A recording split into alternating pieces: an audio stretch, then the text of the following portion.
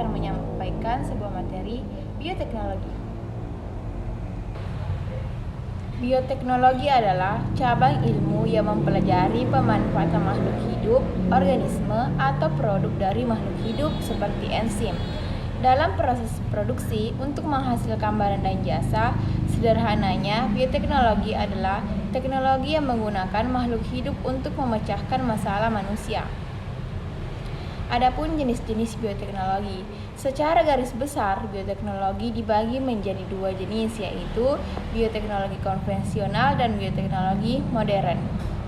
Yang pertama, bioteknologi konvensional. Bioteknologi konvensional adalah bioteknologi yang telah lama digunakan oleh manusia dan umumnya memanfaatkan mikroorganisme secara langsung tanpa melalui proses rekayasa genetika.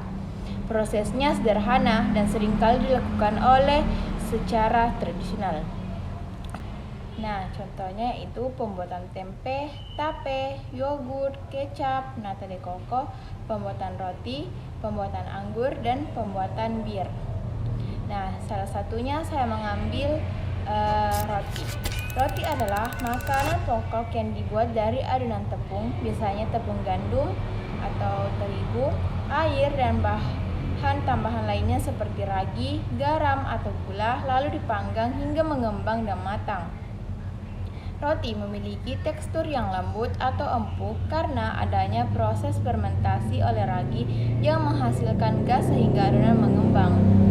Proses bioteknologi pembuatan roti.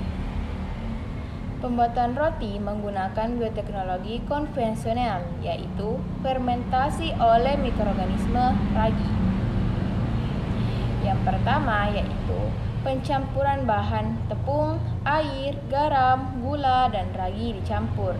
Ragi mulai aktif saat bertemu air dan makanan. Yang kedua, pembentukan gluten. Saat adonan diuleni, protein dan tepung membentuk gluten yang membuat roti elastis dan bisa mengembang. Yang ketiga, fermentasi oleh ragi. Ini inti bioteknologi roti. Ragi memakan gula. Ragi melakukan fermentasi untuk menghasilkan karbon dioksida dan sedikit alkohol. Gas CO2 membuat adonan mengembang. Yang keempat, proofing. Proses proofing ini dilanjutkan adonan dibiarkan beberapa waktu agar fermentasi berlanjut dan roti menjadi lebih lembut serta berpori. Yang kelima, pemanggangan. Saat dipanggang, panas membunuh ragi, gas mengembang lebih besar.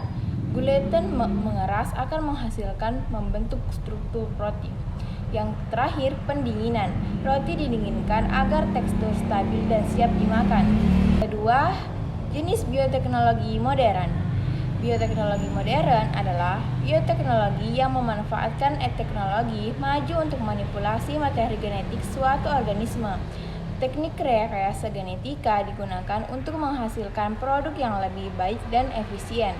Nah, kali ini saya akan memberikan contoh produk bioteknologi dalam kehidupan sehari-hari. Apa ya? Simak yuk di sini. Saya akan mengambil salah satu contoh yaitu vaksin. Nah, vaksin merupakan contoh produk bioteknologi modern di bidang kesehatan. Dibuat dengan proses pelemahan mikroorganisme untuk mencegah penyakit. Vaksin ini dikembangkan dengan bioteknologi modern dengan cara mengisolasi gen, mengode protein pada permukaan bakteri atau virus. Pertama adalah penyiapan media, yaitu proses penyiapan media untuk menumbuhkan virus atau bakteri. Tahap kedua adalah proses inokulasi dan kultivasi, yaitu penanaman virus atau bakteri pada suatu media yang sudah dimurnikan. Tahap ketiga adalah proses panen. Proses memanen virus atau bakteri yang ditanam pada media dalam jumlah tertentu. Tahap keempat adalah proses pemurnian. Dalam virus atau bakteri yang sudah tumbuh, akan dihilangkan zat-zat yang tidak relevan dengan produk vaksin. Tahap kelima yaitu inaktivasi.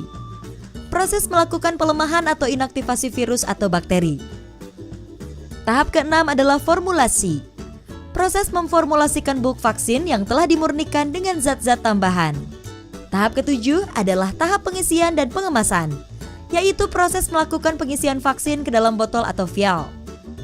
Tahap terakhir adalah pemasangan label pada kemasan vaksin sebelum didistribusikan. Penerapan bioteknologi dalam kehidupan. Ada beberapa jenis bidang diantaranya. Yang pertama, bidang pertanian. Di bidang pertanian ini menghasilkan tanaman transgenetik yang tahan hama dan penyakit, serta memiliki hasil panen yang lebih tinggi, membuat bibit lebih unggul melalui kultur jaringan. Yang kedua, bidang kesehatan. Produk vaksin dan antibiotik, terapi gen untuk mengobati penyakit genetik, produksi insulin untuk penderita diabetes. Yang ketiga, bidang lingkungan. Bioremediasi untuk membersihkan lingkungan dari polutan, produksi biofuel dari tanaman. Saja yang bisa saya sampaikan dalam materi bioteknologi. Saya Revi Mariska pamit dengan ucapan Assalamualaikum warahmatullahi wabarakatuh.